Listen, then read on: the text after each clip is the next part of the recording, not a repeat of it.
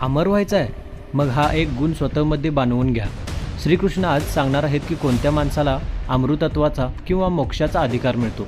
आज आहे दिवस 53, अध्याय 2, श्लोक 15. यम हि न व्यथयन्ते ते पुरुषम पुरुषर्षभ समदुःख सुखम धीरम सोमृतत्वाय कल्पते.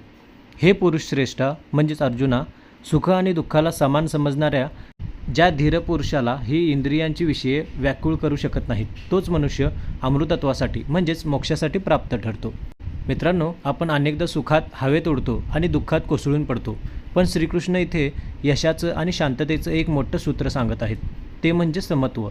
जो माणूस सुखाच्या वेळी गर्वाने आंधळा होत नाही आणि दुःखाच्या वेळी रडत बसत नाही, ज्याला या दोन्ही गोष्टी विचलित किंवा व्यतीत करू शकत नाहीत, तोच माणूस खऱ्या अर्थाने धीर आहे. श्रीकृष्ण म्हणतात की अशाच माणसाला अमृतत्व मिळतं. अमृतत्व म्हणजेच केवळ मरणानंतर मिळणारा स्वर्ग नाही, तर जिवंतपणी मिळणारी अशी मनःशांती जिथे जगातील कोणतीही समस्या तुम्हाला हरवू शकत नाही. जर तुम्हाला तुमच्या क्षेत्रात किंवा आयुष्यात महान व्हायचं असेल तर स्वतःला इतकं स्थिर बनवा की परिस्थिती कशीही असो, तुमचं स्मितहास्य ढळणार नाही. हाच अमर होण्याचा खरा मार्ग आहे.